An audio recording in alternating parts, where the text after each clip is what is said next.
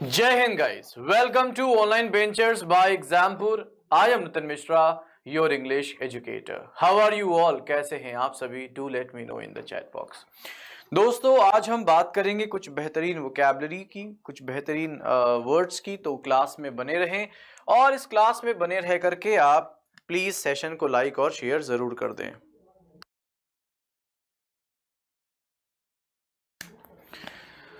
Okay तो guys इस session को शुरू करते हैं और इस सेशन में आज हम जिस वर्ड से शुरुआत कर रहे हैं आपके सामने है। हमारा पहला वर्ड है गाइस ऑटोक्रेसी। आप जानते हैं अगर हम बात करते हैं ओटैकी की तो ओटैची का मतलब होता है तानाशाही। हैविंग कंप्लीट पावर, जब आपके पास पूरी पावर होती है। आप इमेज में देख सकते हैं हिटलर की यहाँ पे चित्र है। तो ओटैर्की का मतलब होता है एक व्यक्ति के पास शासन है, यानी हैविंग कंप्लीट पावर इज तानाशाही involving rule by somebody who has complete power. Example rural community ओटैकी even if it were an acceptable um it is a utopian dreams. तो आप कह सकते हैं जब किसी एक व्यक्ति के पास सारी शक्ति हो, सारा शासन हो, तो उसे आप क्या कहते हैं? तानाशाही कहते हैं। अब इसके सिनोनिम्स और एंटोनिम्स को देख लें। अगर हम बात करते हैं सिनोनिम्स की तो ओटैर्चिक एंड ऑटोहोरिटेरियन या होरिटेरियनिज्म इसके लिए सिनोनिम हो सकता है। डेमोक्रेटिक और ऑटोनॉमी इसके लिए एंटोनिम हो जाएगा। निमोनिक्स क्या हो सकता है? ओटैर्की का ऑटो मतलब सिर्फ, यस और नो। तो आप कह सकते हैं यदि स्वयं का किसी का एक व्यक्ति का शासन हो तो वो शासक क्या कहलाता है? तानाशाह, है ना। अब इसके जो रिलेटेड वर्ड्स हैं आप इनको देख सकते हैं। एक व्यक्ति मोनोक्रेसी, है ना, मोनोक्रेसी, टिरानी, एब्सोलिज्म या ऑटोक्रेसी, डिस्पोजिशन या डिक्टेटरशिप भी आप इसको समझ सकते हैं। तानाशाह का मतलब ही होता है डिक्टेटरशिप। एक क्वेश्चन आपको यहां पे पूछा गया है, the absolute obedience under the autarchy reduces the sense of responsibility. The absolute obedience under the autarchy reduces the sense of responsibility. तो यहां पे आपको बताना है ओटैर्ची का क्या सिनोनिम पॉसिबल है। अनडाउटेडली गाइस आप जानते हैं यहां पर जो अर्थ आएगा that is of dictatorship. So dictatorship is the correct answer for this. अगले हम वर्ड पे चलते हैं। अगला जो वर्ड है दैट इज मॉडिकम। अगला जो वर्ड है दैट इज मॉडिकम। क्या होता है मॉडिकम? बेसिकली मॉडिकम का मतलब होता है बहुत ही थोड़ी मात्रा में होना।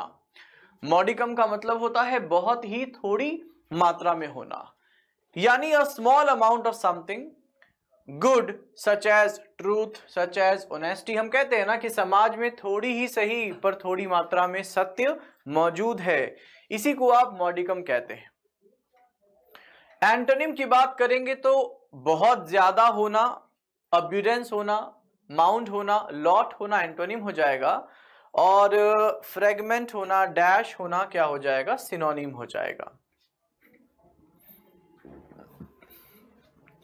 मॉडिकम के अगर सिनोनिम की बात करें तो मॉडिकम का मतलब होता है small amount, shred, ounce, iota, speck, tad and might.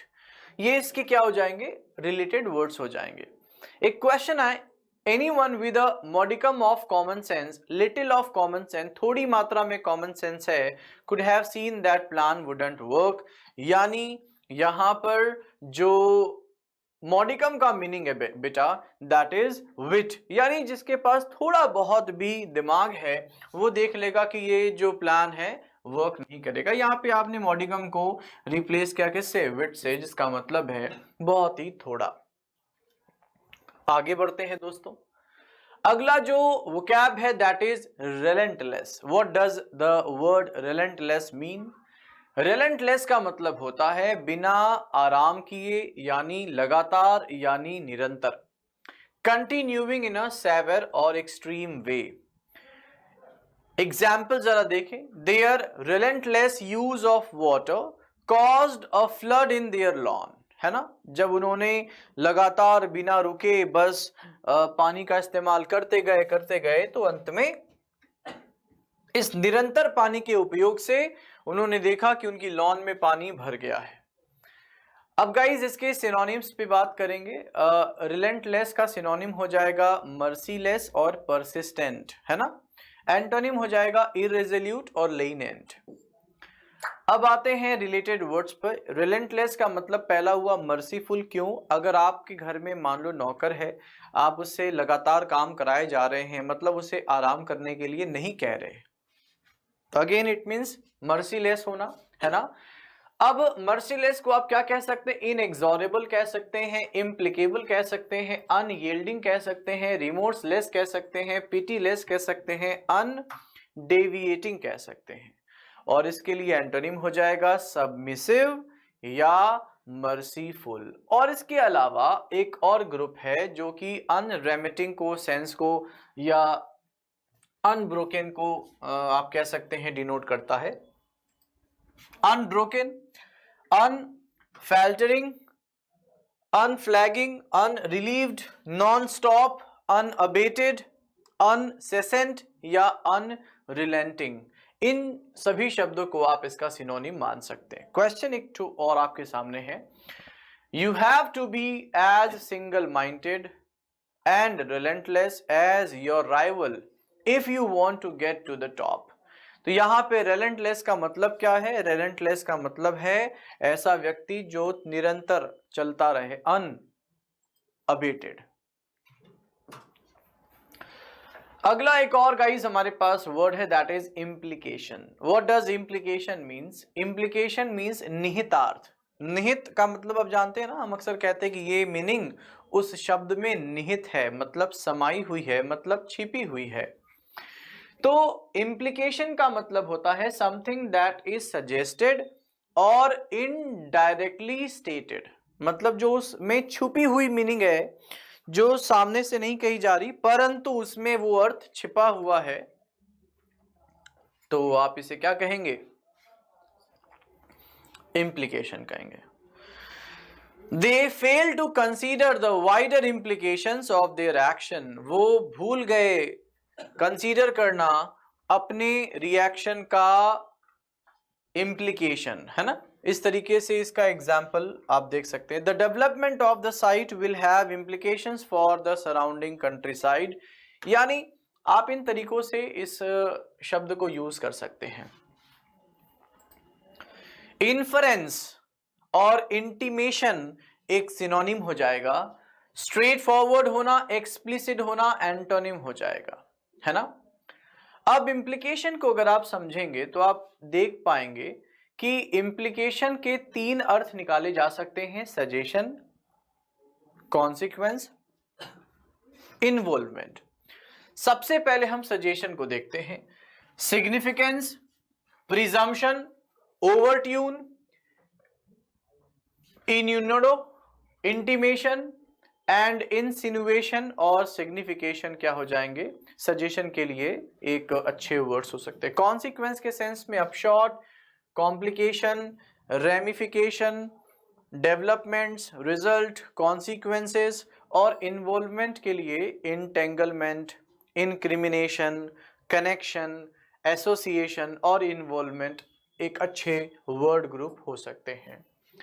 Exam में क्वेश्चन जो पूछा गया उसमें सेंटेंस था, the case dependent upon his implication of his co-workers in the fraud. What does implication here means? It means undertone होना, and this is how आप आसानी से समझ सकते हैं। अगला गाइस हमारे पास वर्ड है एब्सर्ड। एब्सर्ड का क्या मीनिंग है? एब्सर्ड का मतलब होता है बेतुका। एब्सर्ड मतलब बेतुका। Extremely silly, not logical and sensible. It is an absurd situation. Neither of them will talk to the other. Obviously जब दो लोग एक दूसरे से बात नहीं करते हैं तो ये सिचुएशन कैसी होती है? एब्सर्ड होती है, बेतुकी होती है ना। तो यहां पर आप इसका इस तरीके से एग्जाम्पल देख सकते हैं। एब्सर्ड का मतलब है रिजिबल या रेडिकुलस, और रीजनेबल, सेंसिबल इसके लिए क्या हो जाएंगे? एंटोनिम हो जाएंगे। अगर आप इसके ग्रुप ऑफ वर्ड्स को देखो तो एब्सर्ड का मतलब होता है nonsensical, idiotic, zany, cockamamie and dumb as, है ना। आप इसी तरीके से देखें तो लॉजिकल, प्रूडेंट एंड सगैशियस इसका एंटोनिम हो सकता है। Question, it is ridiculously absurd to believe that number 13 is unlucky. Obviously 13 number unlucky होता है, ऐसा सोचना बेतुकी बात है। और आई बिलीव आप इस बात से सहमत होंगे कि हाँ, किस तरीके से हम इसे समझ सकते हैं। तो रिजिबल क्या हो जाएगा? करेक्ट आंसर हो जाएगा, एब्सर्ड हो जाएगा। अगला है guys machinations. What does machinations means? Machinations means साजिश, है ना, साजिश। मैशिनेशंस मतलब a secret and complicated plan, साजिश जिसको आप कहते हैं। I don't want to get involve in all his machinations, मतलब मैं उसकी साजिश में भागीदार नहीं होना चाहता। तो ये है मैशिनेशंस यानी साजिश। क्या हो जाएगा इसका सिनोनिम? प्लॉट, जो आप जाल बिछाते हैं, प्लॉटिंग करते हैं। कॉन्स्पिरेसीज मैशिनेशंस हो जाएगी। और एंटोनिम हो जाएगा बेटा मैशिनेशन के लिए फेथफुलनेस, किसी पर विश्वास करना। मैशिनेशंस के रिलेटेड वर्ड्स अगर आप देखें तो आप कह सकते हैं मैनोवर, कॉन्स्पिरेसी, इंट्रिंग्यू, स्ट्रेटा जेम, काबिल एंड आर्टिफाइस एंड प्लॉय और रज इसके लिए सिनोनिम हो जाएंगे। मैशिनेशन से सेंटेंस आप यहां पे देख सकते हैं। सेंटेंस कह रहा है द मैशिनेशंस, द साजिश of corporate sharks were a slightly hazy area in her experience. तो क्या मीनिंग है इसकी? ऑब्वियसली आप कह सकते हैं प्लॉय करना, प्लॉट करना, साजिश रचना, है ना। करेक्ट आंसर हो जाएगा ऑप्शन बी। अब अगला गाइज हमारे पास वर्ड है सरप्लस। सरप्लस मतलब अतिरिक्त, सरप्लस मतलब अतिरिक्त। An amount that is extra, an amount which is more than you need is surplus, अतिरिक्त। The world is now producing large food surpluses. ये संसार आज के समय में अतिरिक्त फूड उत्पादन कर रहा है। सरप्लस के लिए जो सिनोनिम है हो जाएगा अतिशयोक्ति यानी एक्सेस या निमेटी, है ना। और डियर्थ या शॉर्टेज क्या हो जाएंगे? एंटोनिम हो जाएंगे। सरप्लस के अगर मीनिंग को आप देखें तो आप कह सकते हैं सरप्लस मतलब एक्स्ट्रा, सरप्लस मतलब एक्सेस, यानी कि excess, surfeit, superabundance, superfluity, paucity, dearth, shortfall, insufficiency क्या हो जाएगी? एंटोनिम हो जाएगी। इसी प्रकार से remaining, odd, in excess, left over क्या हो जाएंगे? सिनोनिम। और स्कैंटी और डिफिशियंट एंटोनिम हो जाएंगे। The manufacturers in some countries dumped their surplus commodities abroad. What does it mean?